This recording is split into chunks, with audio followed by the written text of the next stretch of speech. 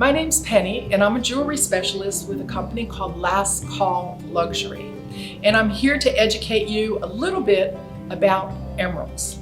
Now, emeralds are my favorite stone in the world. I love emeralds. Don't ask me why, whether it be that intense, beautiful green color that they have, the history of them, whatever. I don't know, but I love emeralds. And I do have a few myself, I will say. Anyway, where do emeralds come from? The best emeralds used to come from a place in Colombia in South America called the Muzo Mines. It's a place north of Bogota, way up in the mountains. And all the emeralds there are mined by hand. They can't use machinery because that will crack the emeralds when they find them.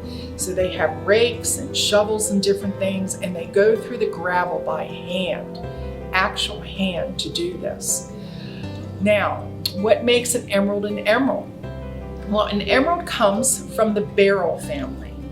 That encompasses morganite, it encompasses aquamarine, and emerald. They all belong to this same family, which has basically the same structure of the gems.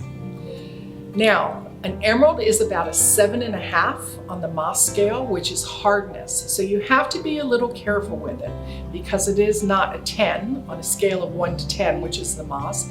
It's a 7.5. Emeralds contain something called chromium.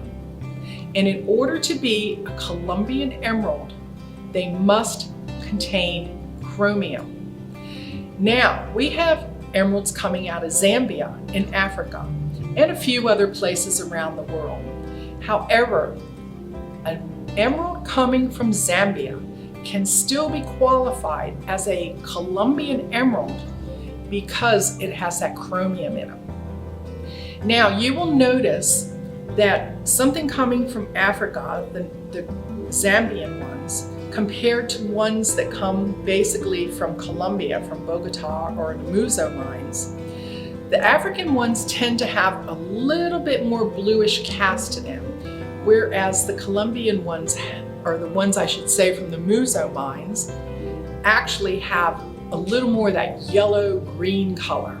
So the African ones will be a little more blue, the ones from Colombia, but that does not mean either one is not a Colombian emerald. They will contain, if they contain chromium, they are both Colombian. Now, what do you look for in an emerald? First of all, you look for color. You want that beautiful green color. You want life to that stone. You don't want something that's very sedate and just kind of sits there. You want life. You want that sun, those rays coming through that stone and making it glisten from within. Now, in every single emerald there's something called a jardin. Now, a jardin means garden. A jardin actually are little inclusions or cracks within that stone. If it does not have a jardin in it, you're looking at a fake emerald because every emerald will have the jardin. Now, you have to be careful when you purchase an emerald because they do have these jardins. It depends how the emerald has been cut.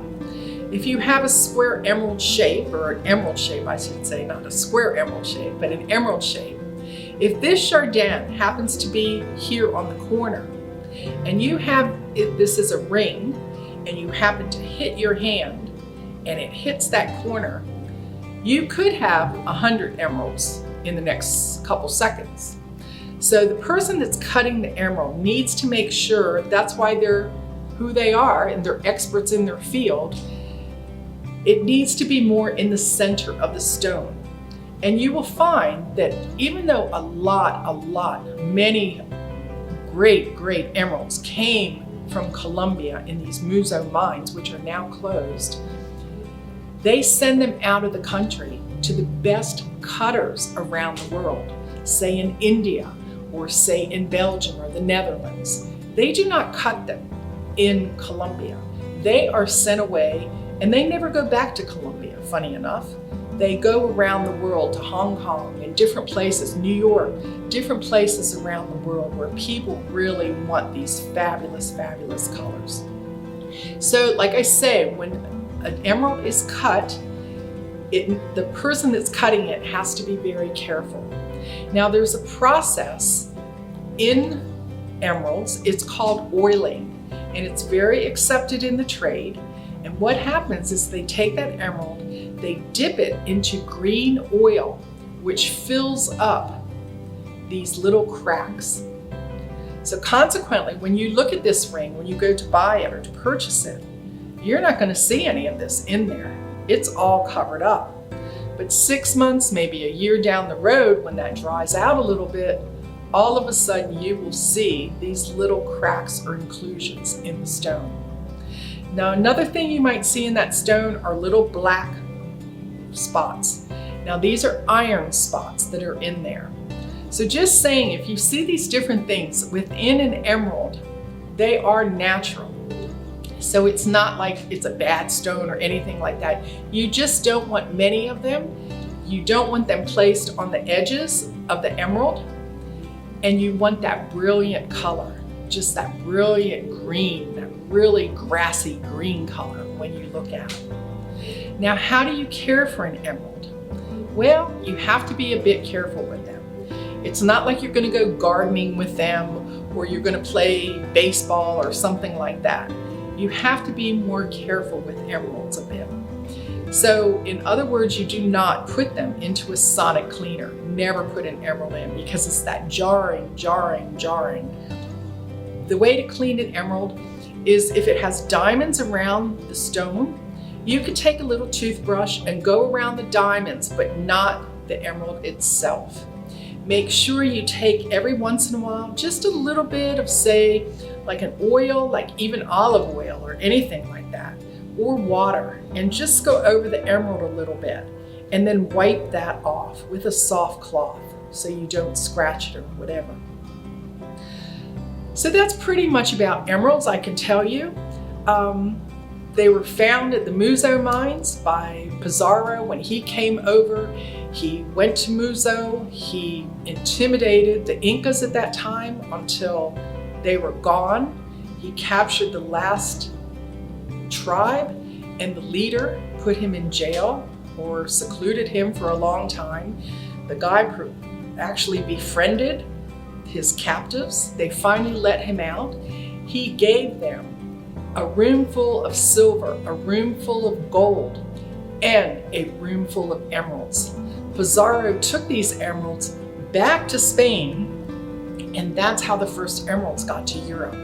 When they saw this fabulous, lush green color, well, that's how it started. They love these stones. So, I'm just giving you a little background on them, how to take care of them, what to look for. Like I said, they are my favorite stone, and I hope they become yours. One of the many gemstones out there, and I hope that you take them and enjoy each and every one of them. And like I always say, wear them in good health and enjoy them. Thank you.